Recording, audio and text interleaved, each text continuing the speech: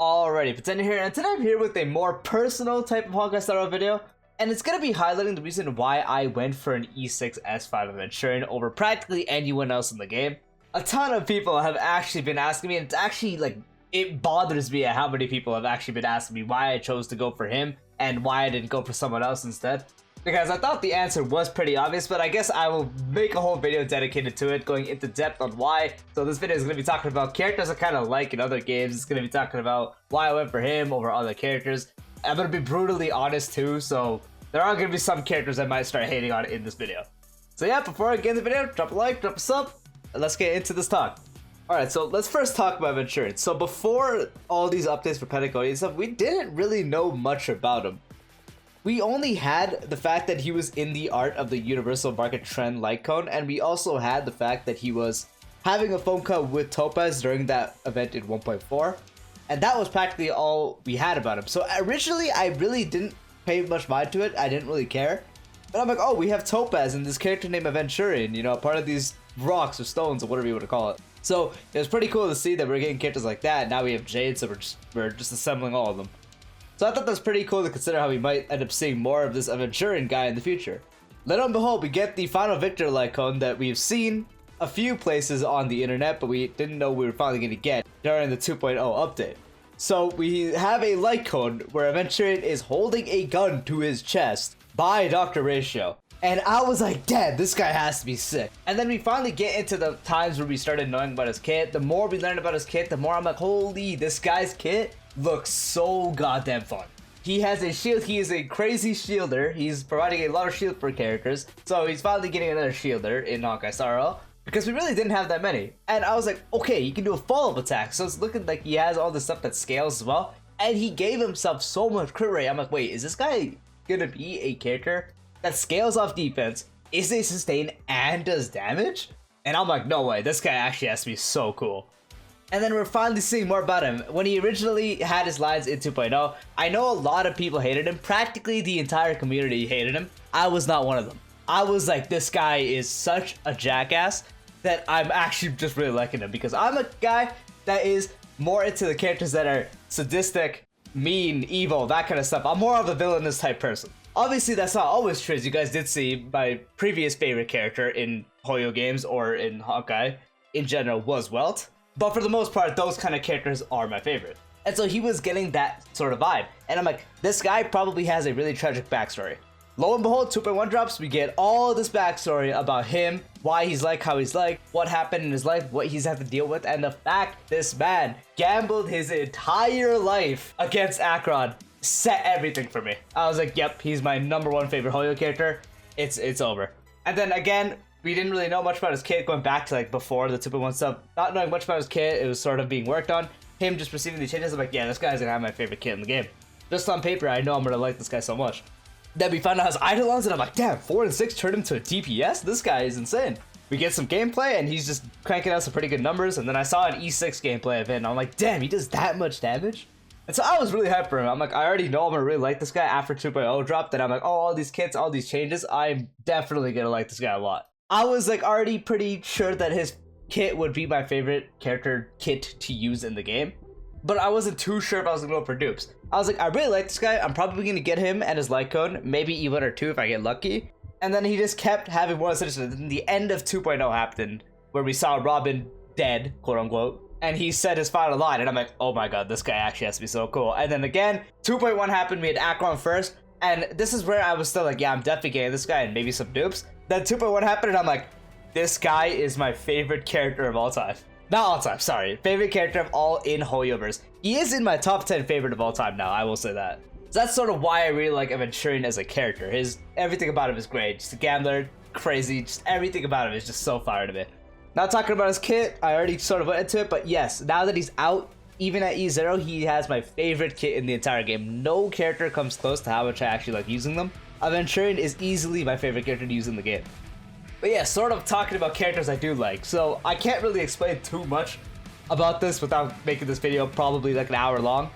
especially since the reason I like these kind of characters does tie into some stuff that has happened in my life, and obviously I don't want to get into my personal life too much. But just to give an example, my favorite character of all time is Oberon Vortigern, hence my name is Pretender. Yes, if you didn't know that, the reason my name is Pretender is because I am a massive fan of Oberon Vortigern. He is my all-time favorite character. The gap between him and number 2 is actually insane. Number 2 is Hazama from BlazBlue. If you guys don't know who that is, it's not that popular of a franchise, but definitely there. 3, Rin Itoshi from Blue Lock, especially from the manga. 4, specifically Emperor's Eye Akashi, because he is just him and Kuroko no Basket. 5, Sogo from Gintama. That dude is literally just the sadistic god.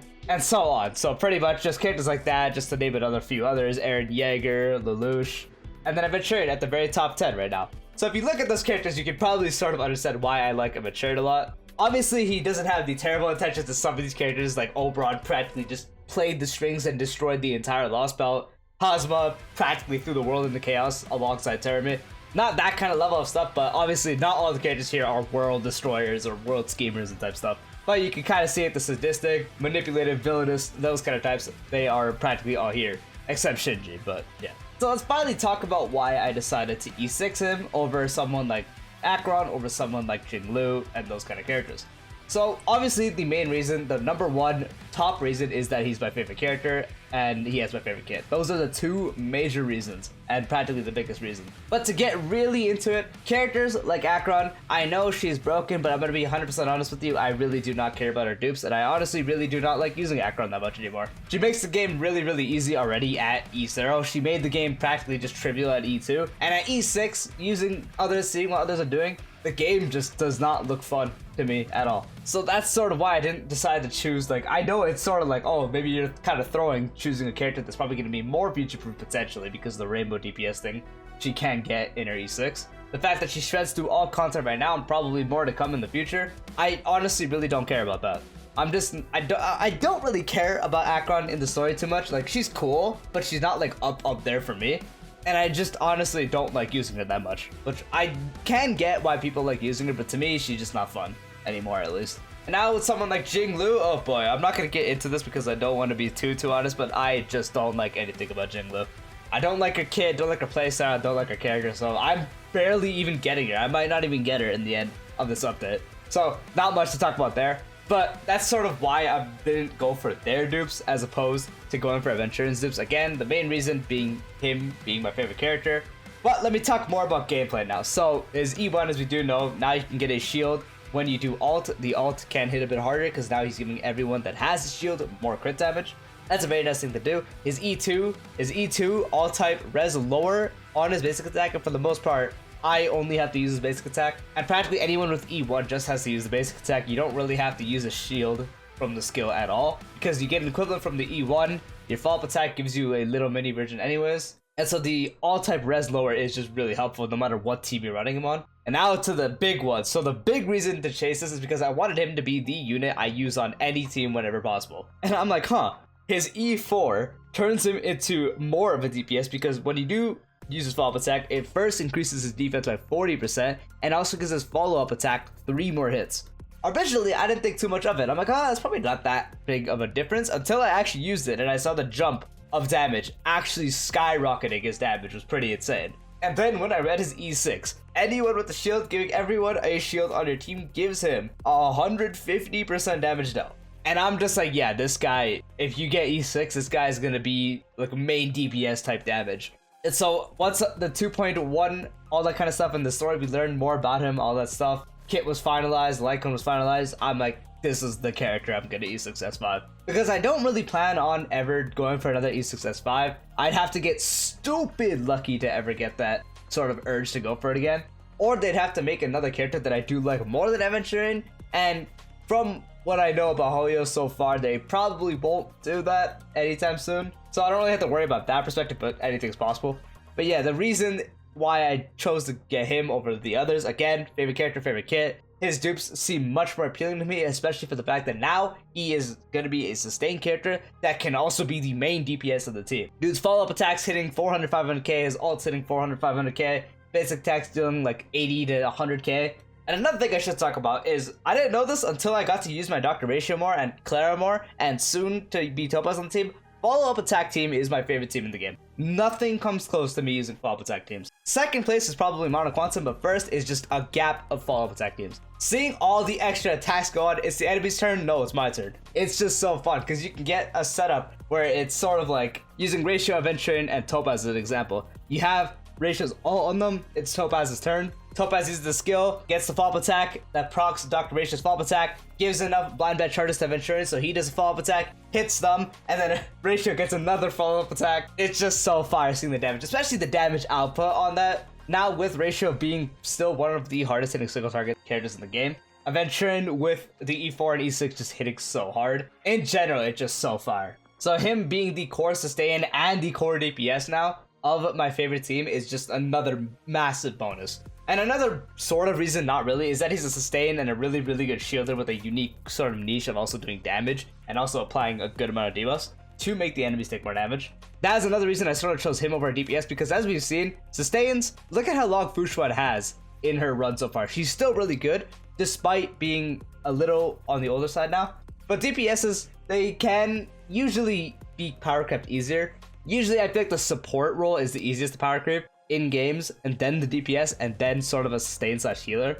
It's random, but I wanted to go for a sustain because I just felt like sustain would be the safest bet. Obviously the safest bet is probably still Acheron, because again, E6 turns into Rainbow DPS, but I already talked about why I didn't want to do that. And so now with him being able to deal main DPS type damage while also sustaining the team and making them not take any damage, while also making the team do more damage to the enemies because his follow-up attack will make them take more damage because of his light cone, and his ult being able to make them take more crit damage. So he's also buffing the team in the process. Not really buffing them, but making the team do more damage to the enemies. His follow-up attack also being balanced helps with the entire field becoming more vulnerable. And so there is more I could talk about, but I don't want to have this video be too long, so that is practically the main reasons and sort of why I went for Aventurine's E6 S5. Again, favorite character, favorite kit, main reasonings. I think that would be most justification for most people to understand, which a lot of you guys did understand that this guy is like my new favorite character and I want just everything for him to be on my team, for him to be the strongest. I know a lot of you guys did understand that, a lot of you guys agreed with me, but there is a insane amount of people like, oh, you should have E6 Firefly, not Acheron, what is this? And I'm just like, bro, I don't care. I don't care. I guess Firefly is another thing I could talk about a little bit, just because, okay, I'll be honest, I don't care about Firefly that much either. Same with Sam, I'm not really excited. I can understand, again, just like Acheron, I can understand the hype, I can understand why people are hype.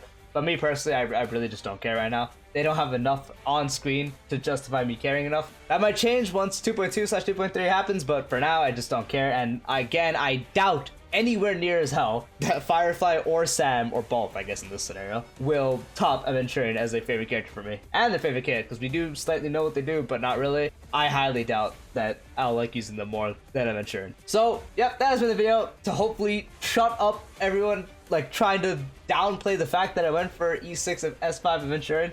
Like, honestly, if you're gonna go shun someone for their E6 choices and all that, like, generally for jokes, sure, but if you're actually gonna try to shun someone for the fact they went for an E6 on their favorite character, that says a lot about you as a person.